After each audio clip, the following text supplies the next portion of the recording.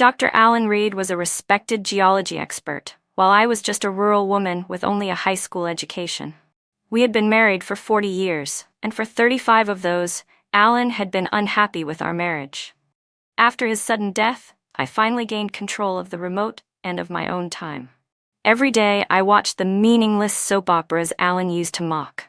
I ate the street food he always called junk.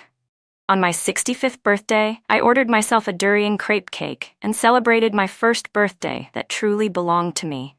Just as I was about to make a wish, my daughter, whom I hadn't spoken to in a long time, called. "Mom, today's Dad's 67th birthday. Don't forget to fry up some of those little yellow croakers he liked. Oh, and Uncle and Aunt already went to the cemetery, so you don't need to go. Otherwise, Dad might not be happy down there." When the call ended, I sat for a long time in the absolute stillness of the room, stunned. After a while, I lit the candles and made the only wish I've ever truly had in my life. If I could live again, I would never want to have anything to do with Alan Reed. When I opened my eyes again, I was back on the day Alan first came to our village. "Lisa, Lisa." Someone patted me twice on the back. I jerked my head up. "You silly girl, what are you daydreaming for? Hurry up and pick one to take home." I turned around and saw Aunt Mary's dark face and her bright white smile, the low houses in front of us, and the familiar faces gathered in small groups nearby. In that moment, I realized with absolute clarity. My wish had come true. I had really gone back to the day when that group of college students, including Alan Reed, first arrived in our village. After the college entrance exams were reinstated, many of the young people, who had once been sent to the countryside, managed to enter university and return to their former lives. Because of the unique geological structure of our area, Alan Reed and his classmates, who were studying geological exploration, were assigned by their university to our village for fieldwork. The dorms prepared for them had just been destroyed by a mudslide, so the village chief asked every family whose homes were still intact to free up a room for the students. There were about 20 of them in total, but only 2 were girls. In my previous life, I had come late to help clean and prepare, so I ended up with the one who looked the most honest and quiet, Alan Reed. That was how my fateful entanglement with him began.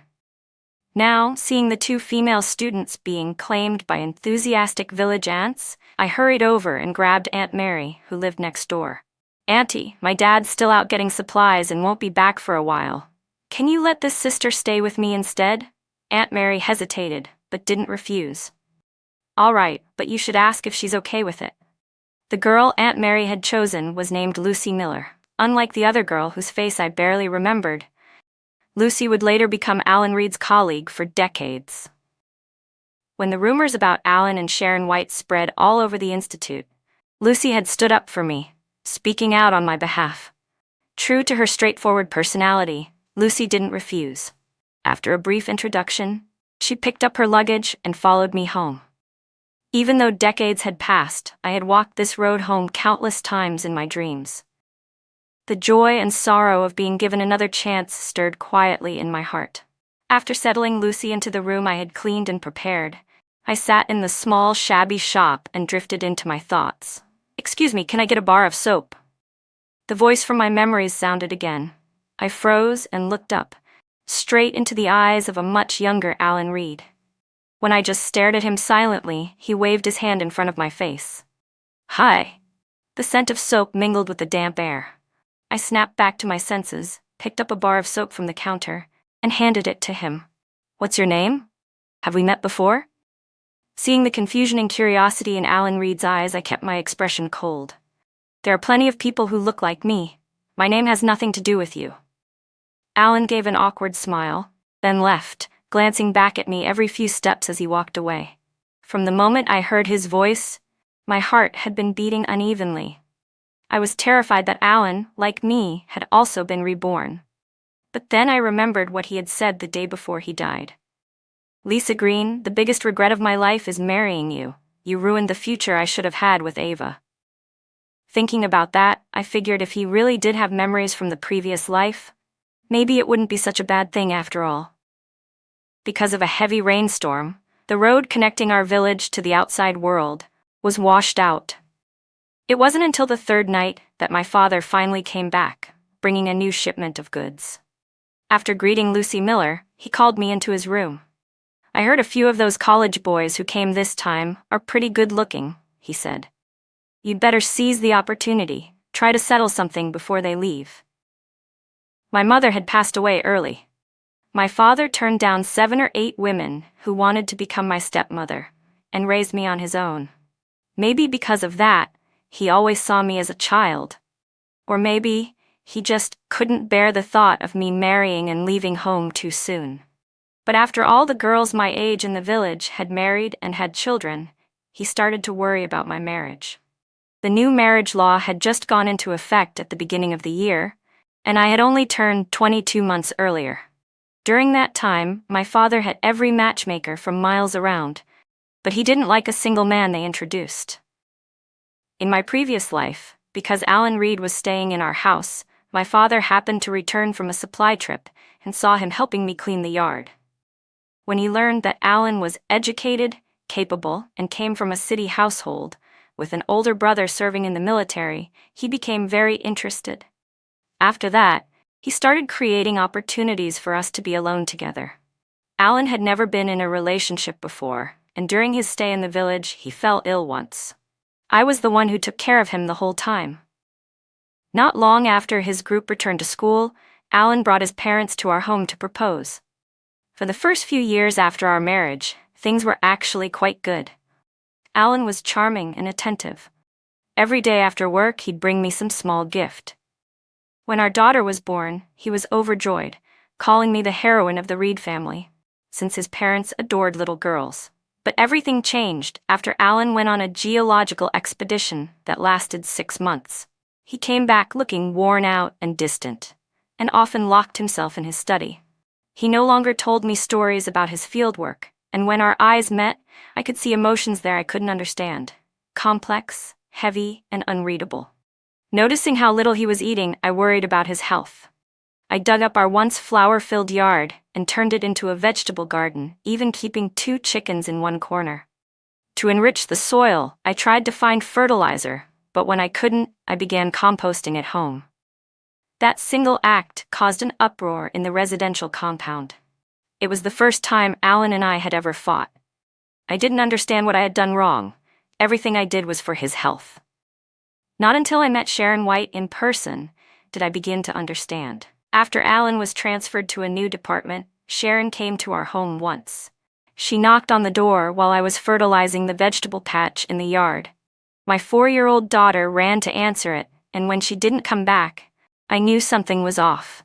When I went outside, I saw them standing close together at the doorway, Alan Reed and Sharon White, talking quietly, their heads almost touching.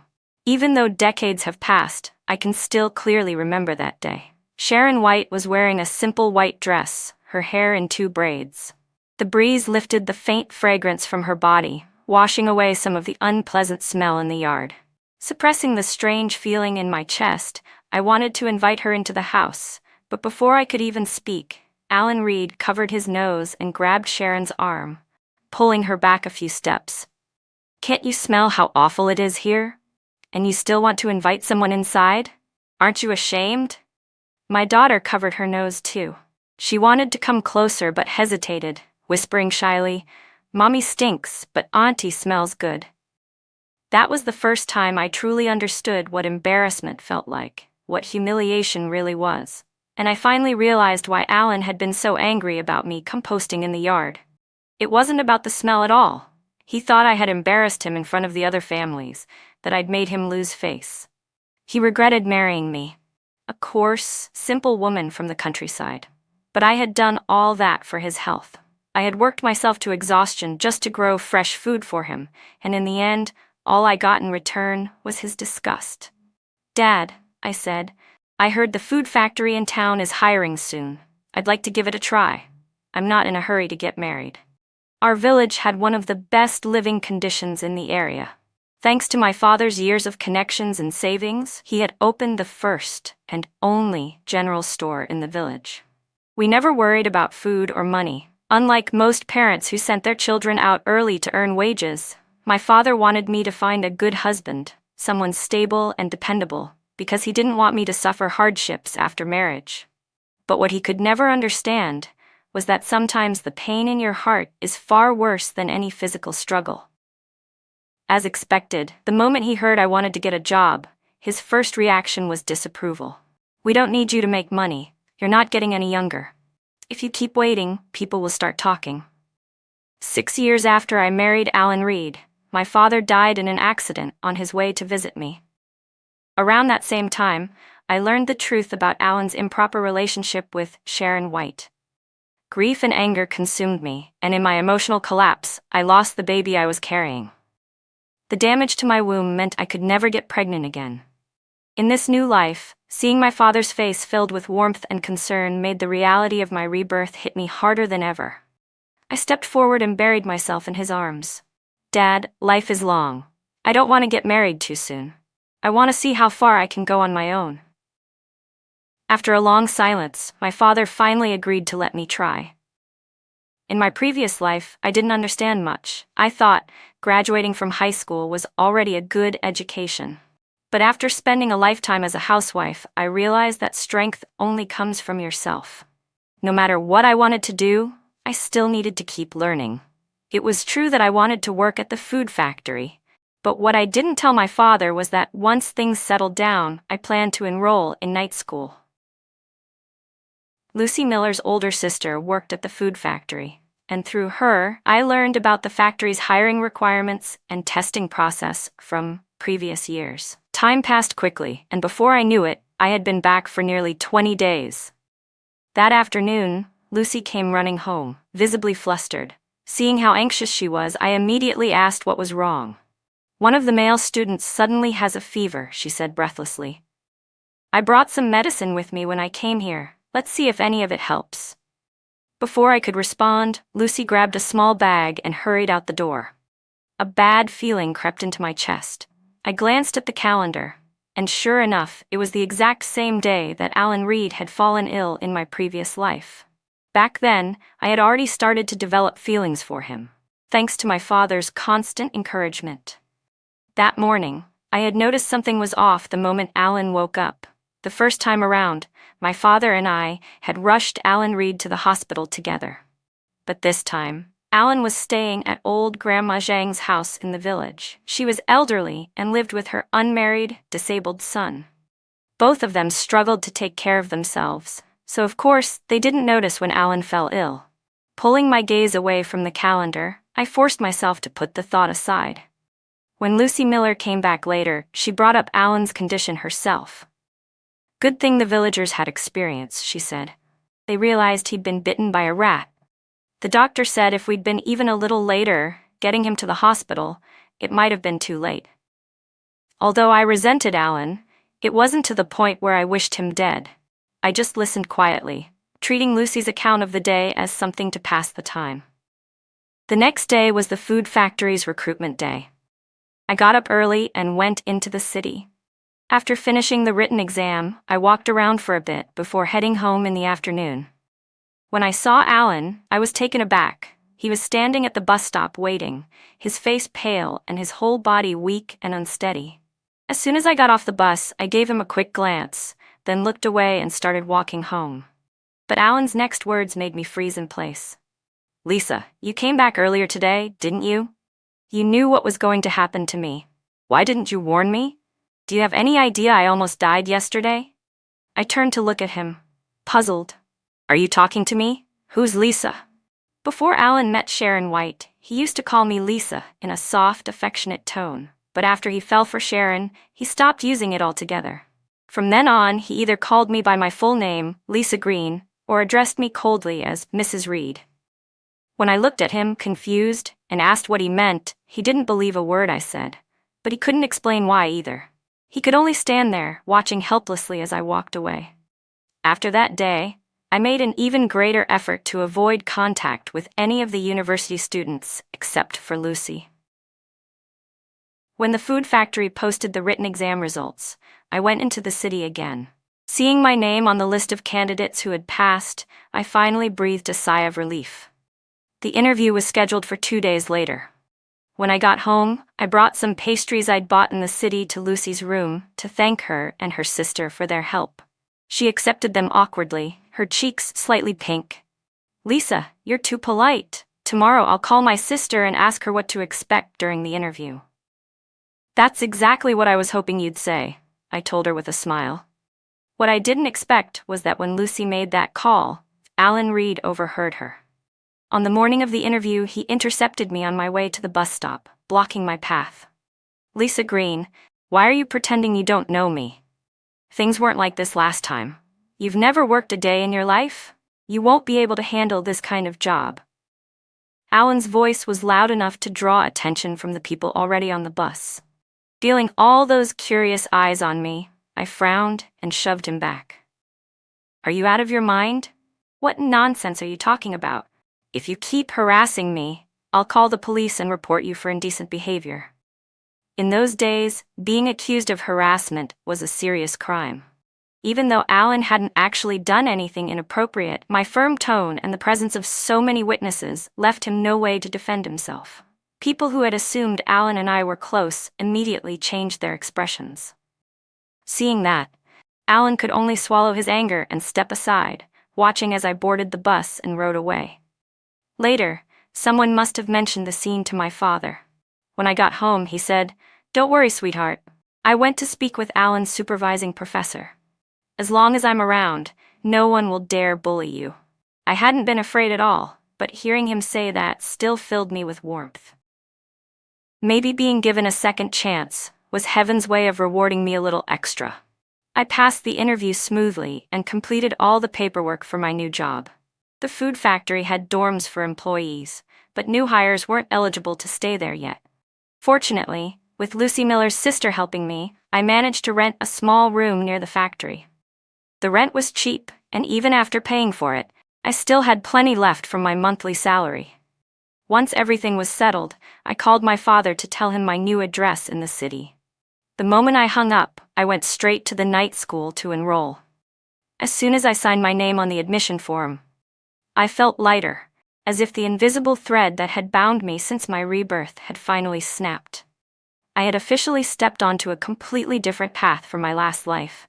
On my first day off, I carried a bottle of wine I'd bought for my father and went home to visit.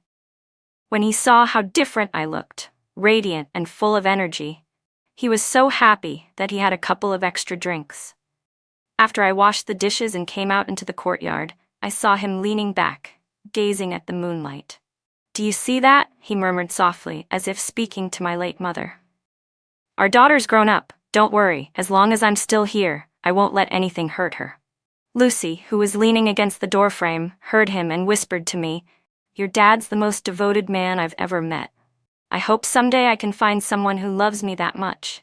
I smiled, but didn't respond. Once, I had wished for the same thing.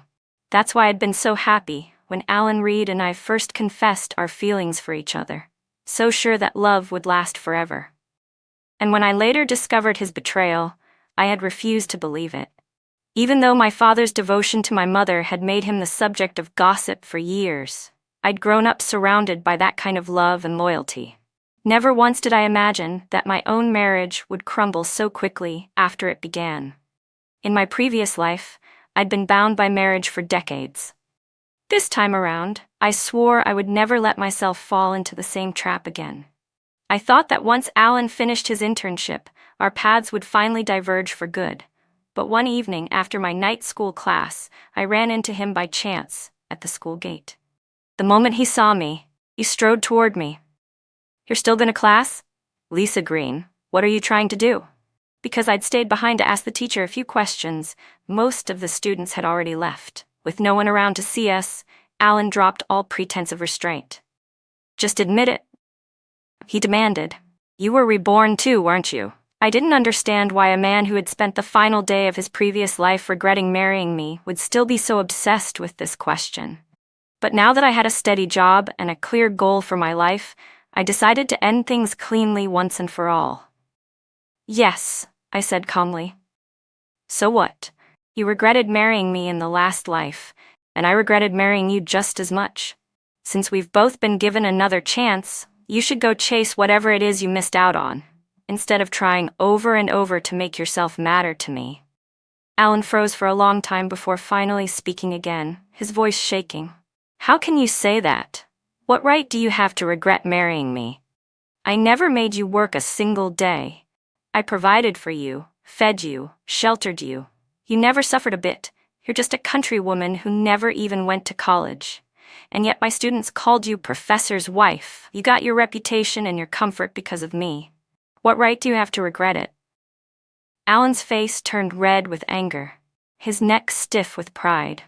But as I listened to his accusations, I could only find them absurd. The further our marriage had gone, the wider the gap between us had become. He rarely came home, always out leading field expeditions or staying in the dorms on campus. Everyone said he was dedicated to his work, a role model of commitment and discipline. But no one knew. He stayed away because he didn't want to come home. I took care of our child and his parents all by myself, struggling through each day. Starting from the time Alan Reed turned 40, only half of his monthly salary ever made it into my hands. His parents needed money for medicine and doctor visits. Our daughter's schooling required money, and then there were the daily living expenses. I had to pinch every penny, unable to even save enough in a whole year to buy myself a new dress.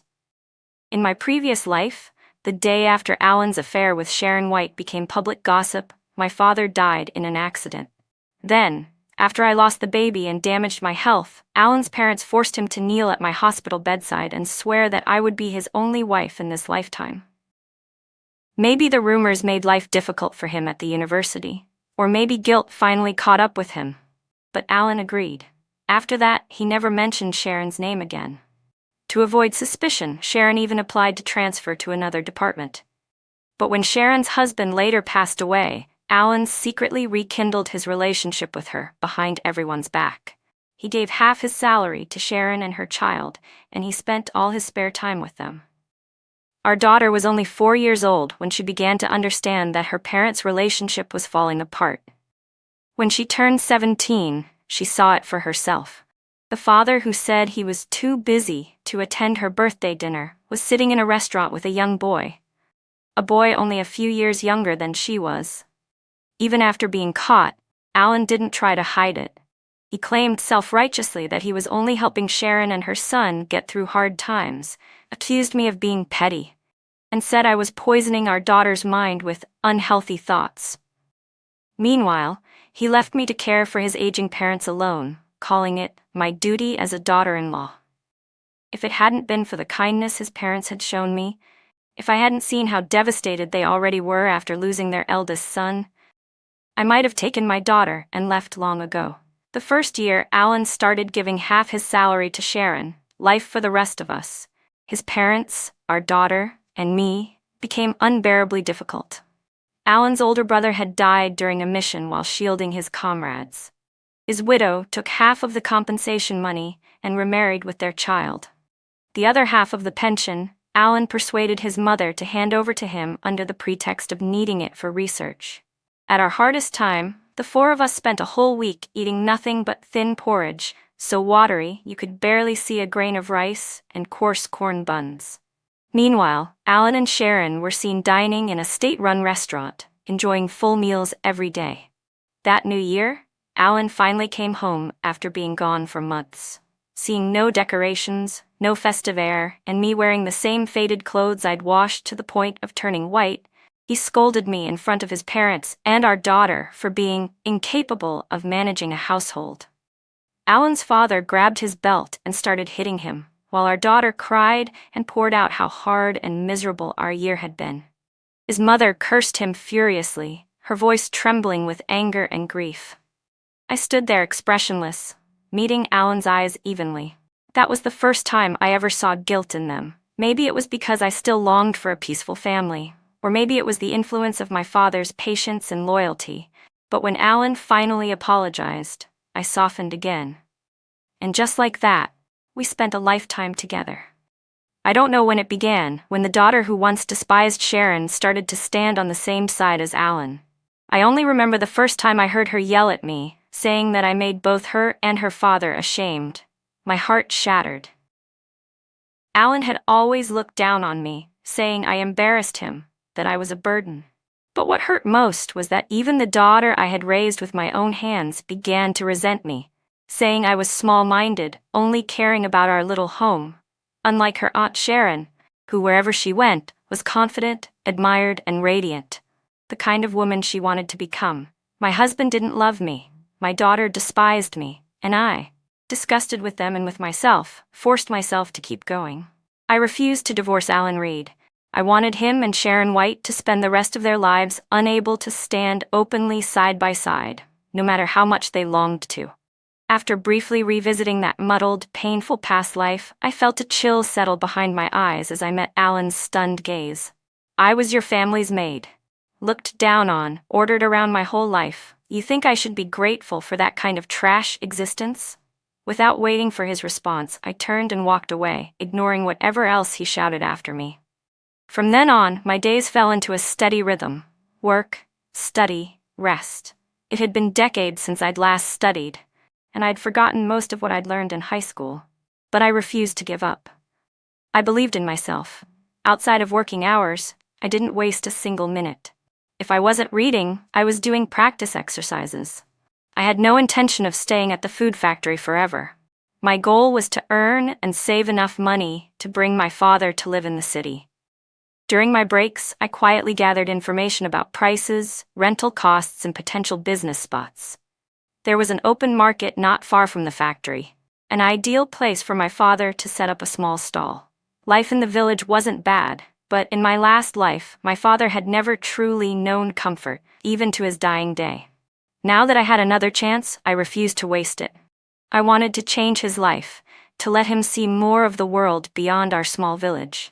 After asking around, I learned that it was now possible to apply for an individual business license. So on one of my days off, I went back home to discuss it with him.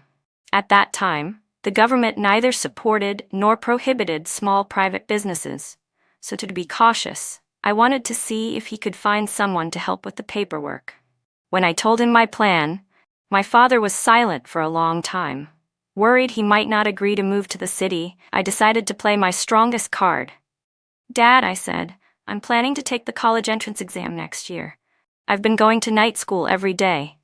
But my classes finish pretty late, and not long ago, a thug tried to follow me. Before I could even finish, he slammed his hand on the table.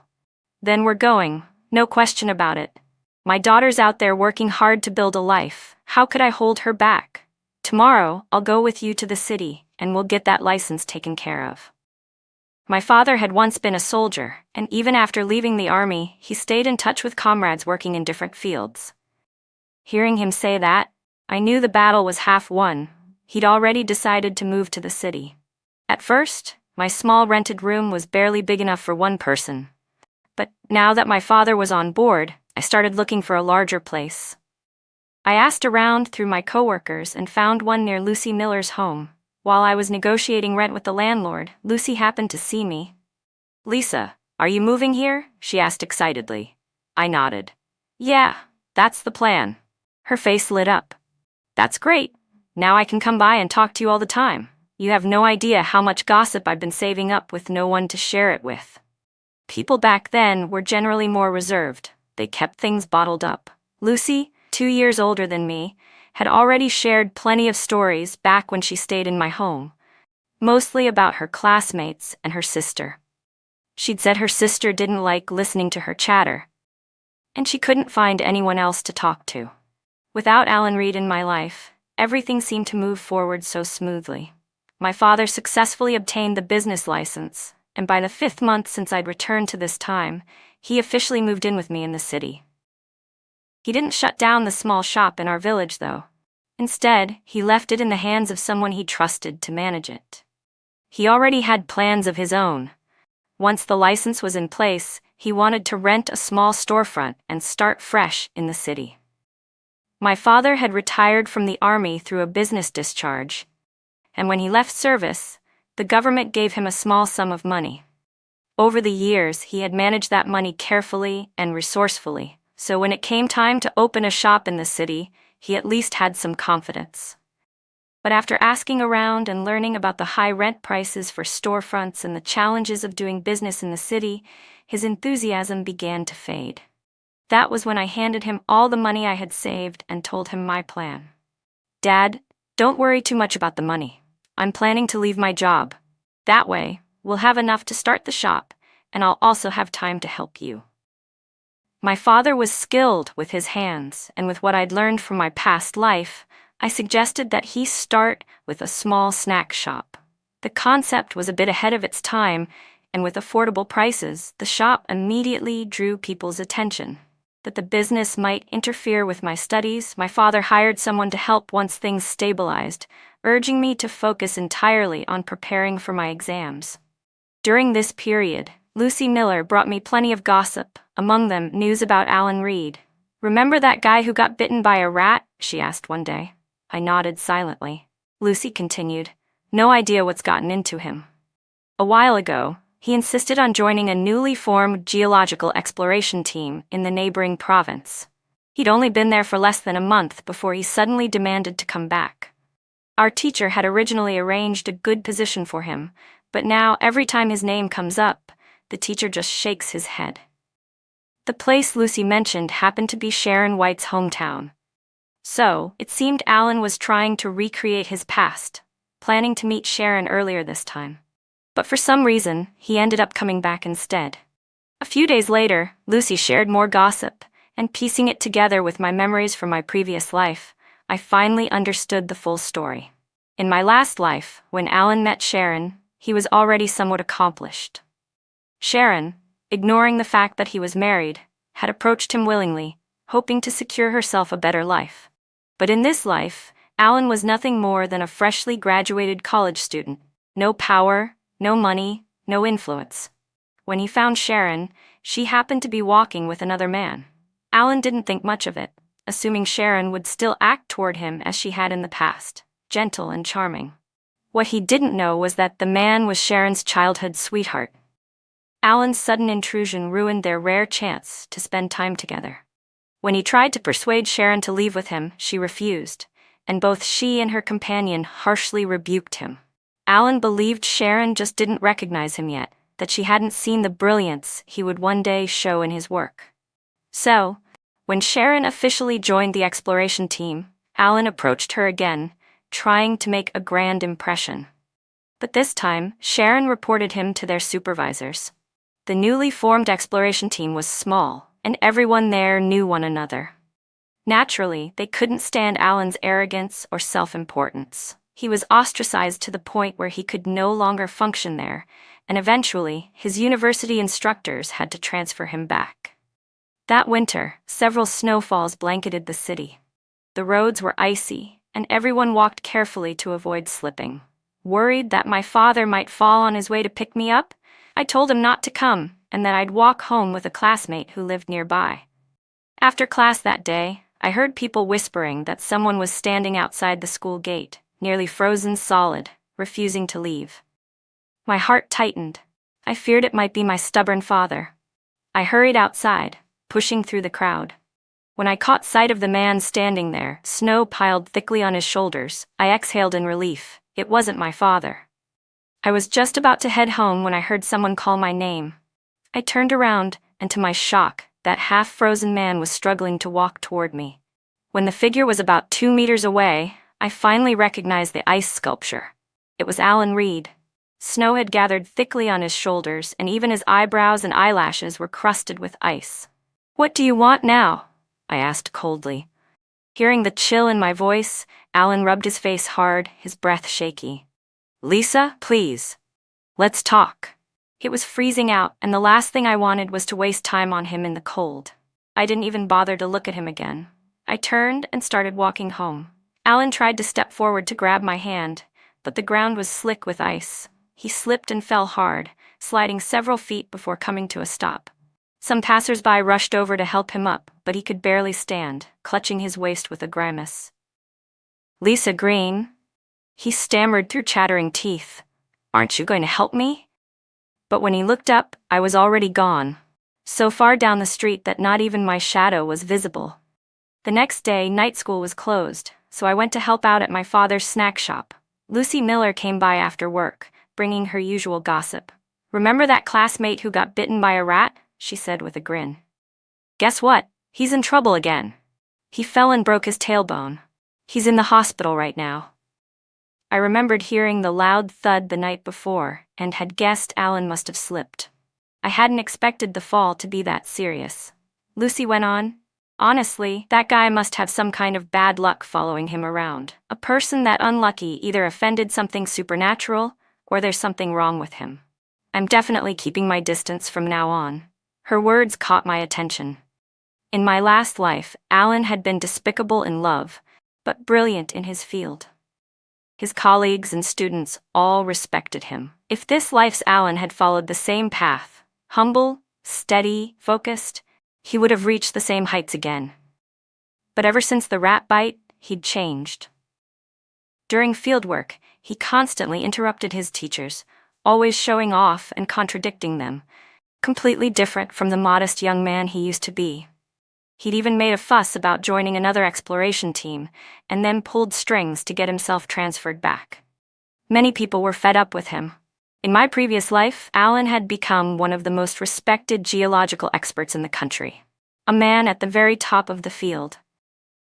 With his knowledge and experience, it was only natural that he couldn't resist commenting on the outdated exploration methods of this era. But he was using the wrong approach. Now he was nothing more than a fresh graduate with no real experience. He couldn't treat his professors the way he used to treat his students. For the first time, I truly felt grateful to heaven for giving me another chance. My life was steadily getting better, while Alan seemed to be spiraling toward the end he probably deserved. That year, my father and I had a wonderful new year. He was happy because life finally held something new, something to look forward to. I was happy because I knew I hadn't wasted the miracle of my second chance. After the holiday, there were only a few months left before the college entrance exams. Even on my rest days, my father refused to let me help at the shop. He insisted I relax and keep my mind clear.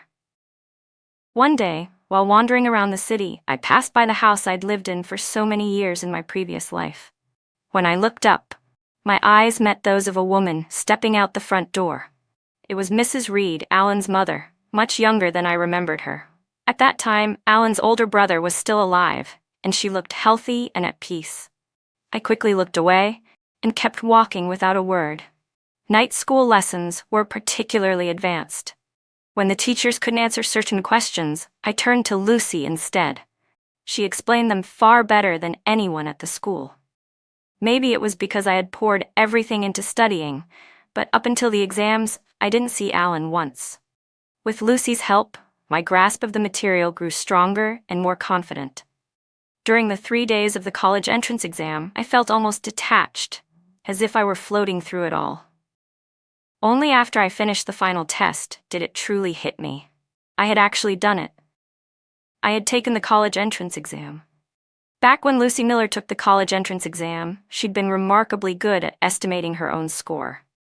Even though a few years had passed, I couldn't find anyone more reliable, so I went to her for help again. Her mind was still sharp and quick. I remembered clearly every answer I'd written, and together we went through each question twice without pause. When we finished, Lucy stared at me in disbelief. "Lisa, you've improved so much. If you'd taken the exam back then, you would have definitely gotten into a great university." Looking at the final score we'd calculated on paper, I couldn't help but feel a spark of excitement, but I only smiled at her words. I knew that the version of myself from my previous life could never have achieved even half of what I'd done this time. It was my unwillingness to give up, and the value I placed on this second chance, that drove me to work so hard to change my fate. Considering my score and the future needs of the country's development, I chose to major in finance. In my previous life, while managing an entire household, I had discovered my natural sensitivity to numbers.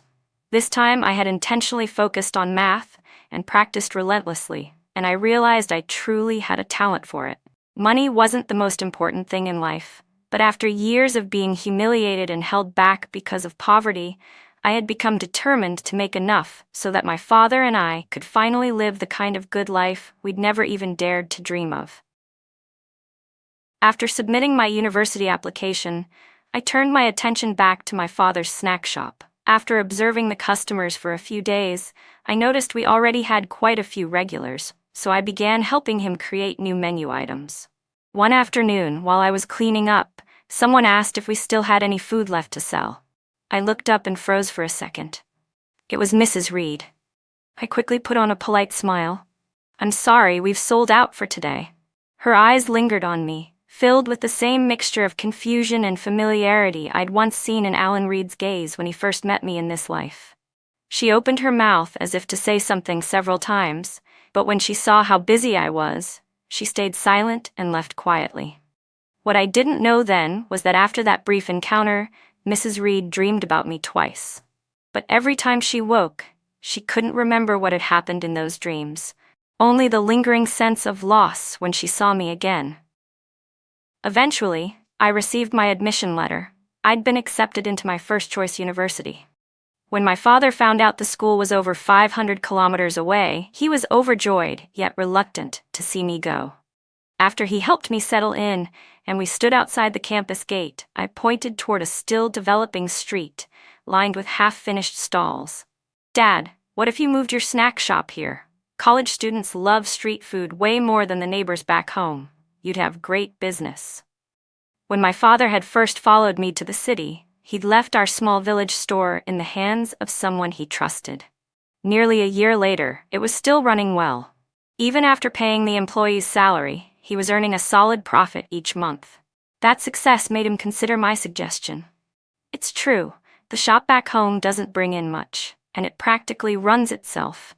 But the food stand, that's your creation. If we hand it over to someone else, won't it affect our reputation? His concern was reasonable, but I'd already thought it through. I knew exactly who to entrust it to. In both my previous life and this one, Lucy Miller had helped me more than I could ever repay. After spending a full year working closely with her and her family, I'd come to understand their personalities and work ethic. Her older sister's job at the food factory was stable for now, but I knew that in a little over a decade, she'd lose that job when the factory went bankrupt. I still remembered how, in my previous life, Lucy once told me that after her sister was laid off, she divorced her husband and struggled to make ends meet. Lucy Miller's sister had ended up living a miserable life, struggling to raise 2 children on her own after the divorce. Although the layoffs at the factory were still years away, I knew I could start preparing now to help them build a better future. Lucy's mother was actually younger than my father, but their whole family lived squeezed together in a cramped apartment. Even though both daughters had decent jobs, they still barely made ends meet. I had never been sure how to repay Lucy for everything she'd done for me, but the moment I saw the small food street outside my university, an idea took shape in my mind. My mother had died young, and my father was my only family. In my previous life, he had passed away before I'd even made it into college. This time, I wanted to spend as much time with him as I could. My father knew how much Lucy and her family had helped me, finding work, preparing for exams, everything. When I told him my idea, he thought about it for a long time before finally nodding. "I've met Lucy's parents," he said. "They're good, honest people who know how to manage life. I'll go talk to them myself. You should call Lucy first, see what she thinks." After putting my father on the train, I called Lucy at work. I got straight to the point and explained my plan. For a long time, she didn't say anything. I thought the signal had cut off and called her name several times before hearing her choked-up voice. "Lisa, I'm just too touched. Are you really planning to let my parents take over your family's snack shop? You have no idea how much this means. My sister's little girl was seriously ill a while ago. Her husband's family never liked having a daughter, and when the child got sick, they didn't care at all. My parents used up all their savings just to save her life. Honestly, my dad's been out doing odd jobs these past few days to make ends meet." That only confirmed my decision. Part of the reason I'd wanted to help Lucy's family was because her parents reminded me so much of my own father. They never favored sons over daughters, and treated every child with equal love and sacrifice, even if it meant living a hard life themselves. Before I could bring up the profit-sharing arrangement I'd planned, Lucy spoke again. "Don't worry, Lisa. My parents would never leak your family's recipes. They'll just help your dad run the shop and take a normal salary. You focus on your studies. We'll make sure the business keeps thriving." With Lucy acting as the bridge between us, my father quickly reached an agreement with her parents. After teaching them all his recipes and methods in detail, he handed over the shop keys to Lucy's mother. "I'm counting on you now," he told her. "I'm going to the city to be with my daughter." By the time Lucy told me about this conversation over the phone, my father was already on the train heading my way. While he'd been back home, I had rented him a place in the city and prepared everything he'd need for his new food stall: the cart, the utensils, the supplies. And just like that, in the first month of my university life, my father's new stall, Neighbor's Snacks, became the most popular food stand outside the campus. I hadn't expected to ever see Alan Reed again, but somehow he found out which university I was attending. One evening, as I was about to leave campus to help at the stall, he appeared at the gate and blocked my way. At first glance, I almost didn't recognize him. The man standing in front of me barely resembled the one I'd once spent a lifetime with. Before we married, Alan had been a clean-cut college student. After marriage, he'd never had to worry about meals, clothes, or chores. Everything was taken care of for him. Even when he grew old, he was meticulous about his appearance, a neat and proper old man. But the man before me now, his beard was unshaven, dark circles ringed his eyes, and his clothes were filthy, the collar and cuffs stained with grime. "Lisa," he said hoarsely, his voice trembling, "I was wrong. I finally understand what a bastard I was in our past life. Please forgive me. Give me another chance. I want us to live a good life together." A few days ago, I called Lucy Miller, and she told me about Alan Reed's recent situation. About a week earlier, a woman had shown up at his workplace looking for him. The moment they met, Alan's face changed completely. No one knew what she said to him, but the two of them started arguing loudly, right at the front entrance. Alan had already fallen out of favor with most of his colleagues, so normally, if no one reported it, the whole incident would have just blown over. But somehow, word reached the higher-ups. His supervisor, who'd long been displeased with him, seized the chance to issue a disciplinary warning. Afterward, Alan completely lost control. He kept muttering to himself, "Impossible. It can't all be fake," and then was fired by the department head. From what Lucy told me, I could guess why Sharon White had come looking for Alan. Perhaps she had realized her childhood sweetheart wasn't the right man for her after all. She had always been good at manipulating men. Maybe she thought of Alan, who had once been obsessed with her, and came back to use him again. But the Alan she met this time wasn't the same man as before. The sudden contrast between her expectations and reality must have shattered him. Even now, as I looked at Alan standing in front of me, I could see something deeply wrong in his eyes. His spirit was unstable, his emotions erratic. Glancing around at the busy street filled with passers-by, I shifted my footing slightly and said quietly, "Alan, we've both been given a second chance. Let's stop torturing each other. I already wasted one lifetime on you. This time, no matter what happens, I'll never let myself get tangled up with you again." Alan suddenly let out a choked sound and struck his own face hard. "I'm a bastard. It's all my fault. I didn't cherish you when I should have. Lisa, what will it take for you to forgive me?" His loud voice began to draw stares from the people nearby. My heart sank. I couldn't let him destroy the life I'd built for myself. Just as I was trying to think of a way to end the scene, a man's voice came from behind me. "Who the hell are you? Why are you saying such disgusting things in public and slandering my girlfriend's name?" It was Chris Walker. His sudden appearance and his words caught me completely off guard. Alan froze, staring at Chris before slowly turning his gaze back to me. "Lisa Green? Who is he? You're my wife. How can you be involved with another man?" The semester had only just begun, and not many people at the university knew me yet, but everyone knew Chris. As the student council president and my direct superior, he naturally drew attention wherever he went. Now, with a love triangle unfolding in public, students began to gather, whispering. Flustered and furious, I instinctively wanted Chris to stay out of it, but he stepped forward instead. "Don't worry, Lisa," he said calmly. "I've seen men like him before. As long as I'm here, he won't lay a finger on you." Then, raising his voice so the crowd could hear, he faced Alan squarely. "You're harassing her in public and spouting nonsense. Who exactly do you think you are?" His clear, firm tone made the onlookers murmur among themselves. The strange looks people had been giving me shifted instantly into disapproval directed at Alan. Alan's face flushed with anger. "Lisa Green, tell them yourself. Are you really going to pretend you don't know me?" In this life, apart from his short research stay in my village years ago, Alan and I had no connection whatsoever.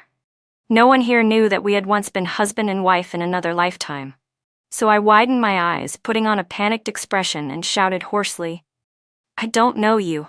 You keep showing up and saying crazy things. What do you want from me?" "I told you, if you keep harassing me, I'm calling the police." The school security guard, who had been watching the growing crowd, arrived just in time to hear me say, "harassment" and "police."